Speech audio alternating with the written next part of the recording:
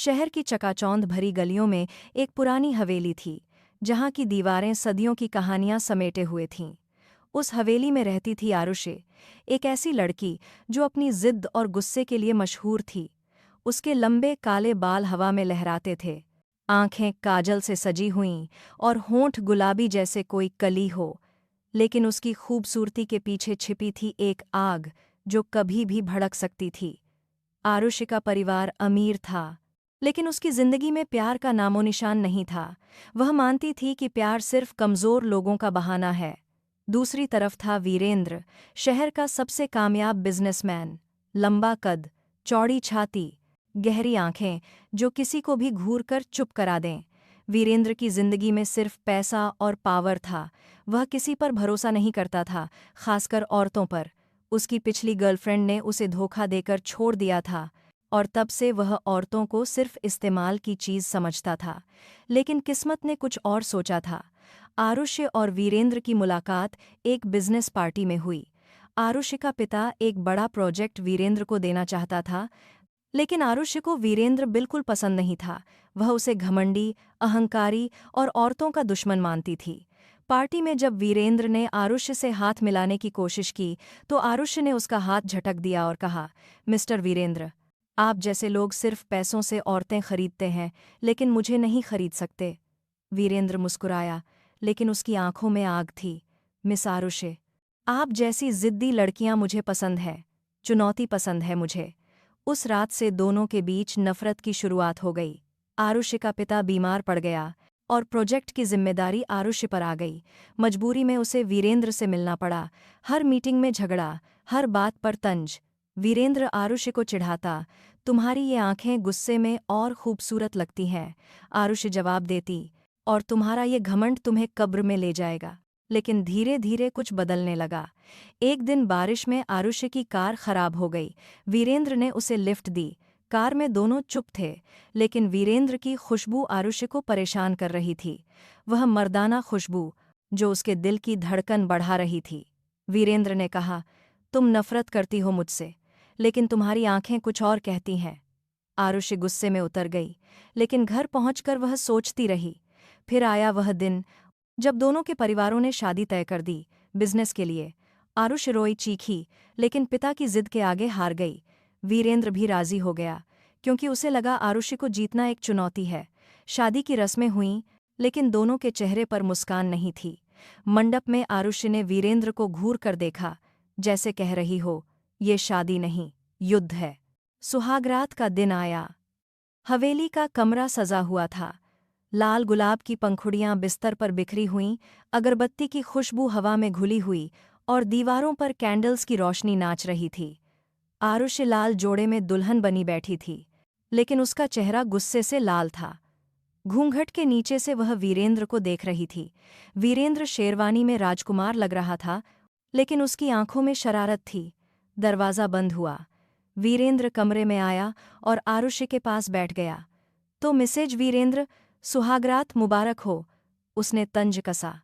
आरुषि ने घूंघट उठाया और गुस्से से कहा, ये सुहागरात नहीं, युद्ध की रात है।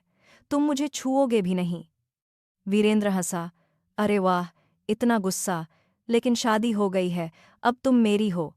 आरुषि उठी और दरवाजे की तरफ गई, लेकिन वीरेंद्र ने उसका हाथ पकड़ लिया। उसका स्पर्श गर्म था, जैसे बिजली का करंट। आरुषि रुक गई। छोड़ो मुझे, उसने चीख कर कहा। लेकिन वीरेंद्र ने उसे दीवार से सटा दिया। उसके चेहरे के करीब आकर बोला, तुम नफरत करती हो, लेकिन तुम्हारा शरीर कुछ और कह रहा है। देखो, तुम्हारी सांसें तेज हो गई हैं। आरुषि की आंखें नम हो गईं। वह सच में डर रही थी, लेकिन नफरत के साथ साथ कुछ और भी था। आकर्षण। वीरेंद्र का मजबूत बदन, उसकी गहरी आवाज, सब कुछ उसे खींच रहा था। वीरेंद्र ने उसके गाल पर हाथ फेरा। आरुषि, मैं तुम्हें दुख नहीं देना चाहता, लेकिन तुम इतनी जिद्दी हो कि मुझे मजा आता है तुम्हें तोड़ने में। आरुषि ने उसका कॉलर पकड़ा और खींचा। तुम मुझे तोड़ नहीं सकते वीरेंद्र, मैं तुमसे नफरत करती हूँ। लेकिन उसके होंठ कांप रहे थे। वीरेंद्र ने उसके होंठों पर उंगली रखी। शशश, नफरत की बातें बाद में, अभी सुहागरात है। और फिर उसने आरुषि को गोद में उठा लिया। आरुषि छटपटाई, लेकिन वीरेंद्र की बाहें स्टील की तरह मजबूत थीं। उसे बिस्तर पर लिटाया। गुलाब की पंखुड़ियां उनके नीचे दब गईं। वीरेंद्र उसके ऊपर झुका। तुम खूबसूरत हो, आरुष्य। तुम्हारी ये नफरत मुझे और पागल बनाती है। उसने उसके माथे पर किस किया। आरुषि की आंखें बंद हो गईं। वह विरोध करना चाहती थी, लेकिन उसका शरीर साथ नहीं दे रहा था। वीरेंद्र ने उसके घूंघट को पूरी तरह हटाया और उसके लंबे बालों में उंगलियां फेरने लगा। धीरे धीरे दोनों करीब आए। नफरत की आग में छिपा जुनून बाहर निकला। उनकी सांसें मिलीं, शरीर एक दूसरे से लिपट गए। रात भर वे एक दूसरे में खोए रहे। नफरत पिघलकर प्यार में बदल गई। अलग अलग पोजीशंस में वे एक दूसरे को अपनाते रहे। जुनून की लहरें उठती रहीं। सुबह हुई। दोनों बाहों में बाहें डाले सोए थे। नफरत की सुहागरात प्यार की सुहागरात बन गई। अब उनकी जिंदगी नई शुरुआत थी। लेकिन कहानी यहीं खत्म नहीं हुई। शादी के बाद दोनों की जिंदगी में तूफान आए। वीरेंद्र की एक्स गर्लफ्रेंड ने वापसी की। वह आरुषि को जलाने लगी।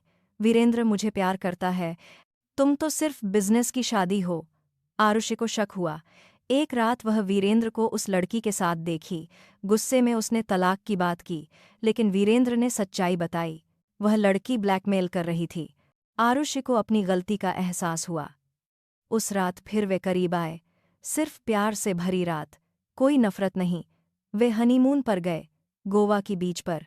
समंदर किनारे दोनों एक दूसरे में खोए। लहरें उनके शरीर को छूतीं। आरुषि चीखती, वीरेंद्र, और करीब आओ। समय बीता। आरुषि प्रेग्नेंट हुई। वीरेंद्र खुश, लेकिन एक दुर्घटना में आरुषि को चोट लगी। वीरेंद्र अस्पताल में रोया। आरुषि, तुम्हारे बिना मैं अधूरा हूँ। आरुषि ने कहा, नफरत से शुरू हुई हमारी कहानी प्यार पर खत्म होगी। आखिरकार बच्चा हुआ, एक बेटी। दोनों खुश। हवेली में फिर गुलाब की पंखुड़ियां बिखरीं, लेकिन अब हर रात सुहागरात जैसी थी।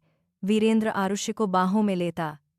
मेरी जान, तुम्हारी नफरत ने मुझे प्यार सिखाया। और वे खुशी से रहने लगे। नफरत की सुहागरात ने उन्हें अमर प्यार दिया। बच्चे के जन्म के बाद हवेली में एक नई सुबह उगने लगी। छोटी सी परी, जिसका नाम उन्होंने निहारिका रखा, क्योंकि उसकी आंखें आरुषि की तरह चमकती थीं और मुस्कान वीरेंद्र की तरह शरारती। निहारिका की किलकारियां हवेली की दीवारों में गूंजतीं, और नफरत की वो पुरानी आग अब सिर्फ यादों में सुलगती थी। लेकिन कहते हैं ना, प्यार की राह में हमेशा कुछ न कुछ परीक्षा आती है।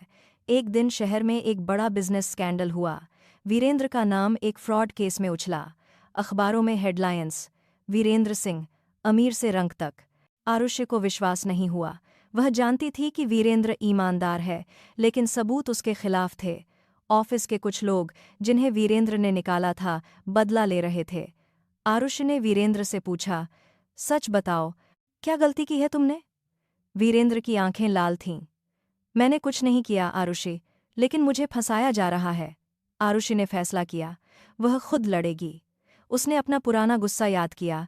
वो जिद, जो कभी वीरेंद्र से नफरत करती थी, अब वही जिद उसके प्यार के लिए थी। उसने वकील हायर किए, प्रूफ जुटाए, रात रात भर जागी। निहारिका को दूध पिलाते हुए भी लैपटॉप पर काम करती।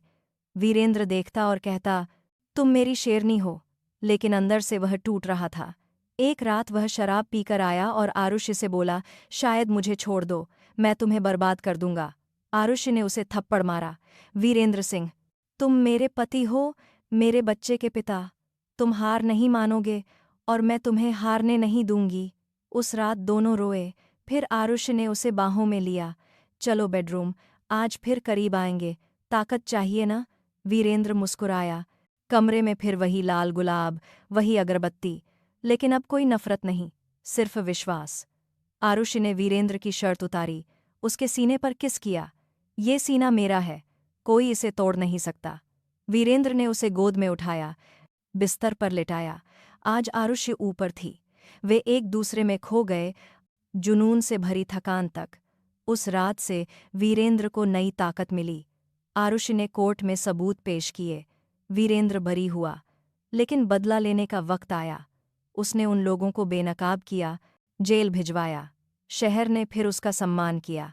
अब उनकी जिंदगी और मजबूत हो गई। निहारिका बड़ी हो रही थी। एक दिन स्कूल से लौटी और बोली, मम्मी पापा, आप दोनों हमेशा लड़ते क्यों थे पहले? आरुष्य और वीरेंद्र हंसे। वीरेंद्र ने कहा, क्योंकि मम्मी को पापा बहुत पसंद थे लेकिन बताती नहीं थीं। आरुष ने आंख मारी, और पापा को मम्मी की जिद पसंद थी। एक शाम, हवेली की छत पर सूरज डूब रहा था। वीरेंद्र ने आरुषि को पीछे से बाहों में लिया। याद है वो सुहागरात? आरुषि मुस्कुराई। जब मैं तुमसे नफरत करती थी? वीरेंद्र ने उसके कान में फुसफुसाया। चलो, आज फिर नफरत करें, फिर प्यार। आरुषि हंसी और उसे खींचकर अंदर ले गई। बेडरूम में फिर वही जुनून, लेकिन अब कोई जल्दी नहीं, धीमी, गहरी। वीरेंद्र ने आरुषि की साड़ी खोली, हर हिस्से को चूमा। आरुषि की आहें हवा में घुल रही थीं। वे एक दूसरे में पूरी तरह समा गए। समय बीता, निहारिका की शादी हुई, एक और कहानी शुरू हुई, लेकिन वो अलग। आरुषि और वीरेंद्र अब बूढ़े हो चुके थे, लेकिन प्यार जवान। एक रात वीरेंद्र ने कहा, आरुषि, अगर फिर जन्म लूं तो फिर तुमसे नफरत करूंगा, ताकि फिर प्यार कर सकूं। आरुषि ने उसे चूमा। ठीक है, लेकिन इस बार और लंबी होगी। और वे खुशी से रहने लगे, लेकिन जीवन की किताब में अभी कई पन्ने बाकी थे। निहारिका की शादी के बाद हवेली में एक नई खामोशी छा गई थी। अब सिर्फ आरुष्य और वीरेंद्र थे, और उनकी यादों का खजाना। सुबह की चाय की मेज पर वीरेंद्र अखबार पढ़ता, आरुष्य उसके कंधे पर सिर टिकाकर बैठती। याद है, वीरेंद्र कहता, जब तुम मुझे घूरती थीं जैसे मैं तुम्हारा सबसे बड़ा दुश्मन हूं? आरुषि हंसती, और तुम मुझे चिढ़ाते थे जैसे मैं कोई ट्रॉफी हूं जिसे जीतना है। एक दिन निहारिका अपने पति और अपने छोटे बच्चे के साथ हवेली आई। पोता, जिसका नाम उन्होंने वीर रखा था, हवेली की सीढ़ियों पर दौड़ता, निहारिका की तरह शरारती आंखें। आरुष्य उसे गोद में उठाती और कहती, ये तुम्हारे दादा की तरह जिद्दी बनेगा। वीरेंद्र मुस्कुराता, और दादी की तरह खूबसूरत। शामें अब लंबी बातों में बीततीं। हवेली की छत पर सितारे गिनते हुए वीरेंद्र कहता, जिंदगी ने हमें बहुत कुछ सिखाया। आरुषि, नफरत से प्यार तक, संदेह से विश्वास तक। आरुषि उसके हाथ को थामती। और अब क्या बाकी है? वीरेंद्र उसकी आंखों में देखता, अब बस एक दूसरे को और गहराई से जीना। एक रात हवेली में पुरानी यादें ताज़ा करने का मन हुआ। आरुषि ने लाल जोड़ा पहना, वही जो सुहागरात में था। वीरेंद्र ने शेरवानी। कमरे में फिर गुलाब की पंखुड़ियाँ, अगरबत्ती की खुशबू। लेकिन अब कोई जल्दी नहीं, कोई नफरत नहीं। सिर्फ दो बुजुर्ग प्रेमी, जो एक दूसरे की आंखों में अपनी जवानी देखते। वीरेंद्र ने आरुषि को धीरे से बाहों में लिया। तुम आज भी वैसी ही खूबसूरत हो? आरुषि ने उसके गाल पर किस किया। और तुम आज भी वैसी ही शरारत भरी आंखें। वे बिस्तर पर लेटे एक दूसरे की कहानियां सुनाते। कैसे पहली बार बारिश में कार में बैठे थे, कैसे पहली सुहागरात में लड़ते लड़ते प्यार हो गया। धीरे धीरे उनकी सांसें मिलीं। वीरेंद्र ने आरुषि के बालों में उंगलियां फेरीं, उसके माथे पर किस किया। आरुषि ने उसके सीने पर सिर रखा, उसकी धड़कन सुनी। अब कोई जुनून की आग नहीं, बस एक गहरा सुकून। वे एक दूसरे में समा गए, जैसे दो नदियां मिलकर समंदर बनती हैं। सुबह हुई, सूरज की पहली किरण हवेली की खिड़की से झांका। आरुषि ने आंखें खोलीं। वीरेंद्र अभी भी सो रहा था। उसने उसके माथे पर किस किया और फुसफुसाया, शुक्रिया कि तुमने मेरी नफरत को प्यार बना दिया। दिन बीतते गए। हवेली में अब पोते पोतियों की किलकारियां गूंजतीं। निहारिका आती, अपने बच्चों को दादा दादी की कहानियां सुनाती। देखो, ये वही हवेली है जहां दादा दादी की नफरत की कहानी शुरू हुई थी। बच्चे आंखें फाड़कर सुनते, फिर क्या हुआ? आरुषि मुस्कुराती, फिर प्यार हुआ, और कभी खत्म नहीं हुआ। एक दिन वीरेंद्र की तबीयत खराब हुई। अस्पताल में बिस्तर पर लेटे वह आरुषि का हाथ थामे बोला, आरुषि, अगर मैं चला गया तो? आरुषि की आंखें नम हो गईं। तुम कहीं नहीं जाओगे, तुम मेरे हो, हमेशा। लेकिन किस्मत को कुछ और मंजूर था। वीरेंद्र ने आखिरी सांस ली। आरुषि उसके पास थी। उसने उसके माथे पर किस किया। जाओ, लेकिन वादा करो, अगले जन्म में फिर मिलोगे, फिर नफरत करेंगे, फिर प्यार। हवेली में मातम छा गया, लेकिन आरुषि टूटी नहीं। वह जानती थी, वीरेंद्र की आत्मा उसके साथ है। समय बीता। आरुषि अब अकेली थी, लेकिन हवेली में उसकी यादें जीवित थीं। हर शाम वह छत पर जाती, सितारे गिनती। एक रात उसे लगा कोई उसका हाथ थाम रहा है। उसने मुड़कर देखा, हवा में वीरेंद्र की खुशबू। वह मुस्कुराई, आ गए। और फिर एक सुबह हवेली की दीवारों में एक नई कहानी शुरू हुई। निहारिका की बेटी, जो आरुष्य की तरह जिद्दी थी, हवेली में आई। उसकी आंखें चमकती थीं और होंठ गुलाबी। आरुष्य ने उसे गोद में लिया और फुसफुसाया, तुम्हारी कहानी भी नफरत से शुरू होगी, लेकिन प्यार पर खत्म। हवेली की दीवारें फिर कहानियां समेटने लगीं, नफरत और प्यार की, जो कभी खत्म नहीं होतीं, क्योंकि प्यार चाहे नफरत से गुजरे हमेशा अमर रहता है।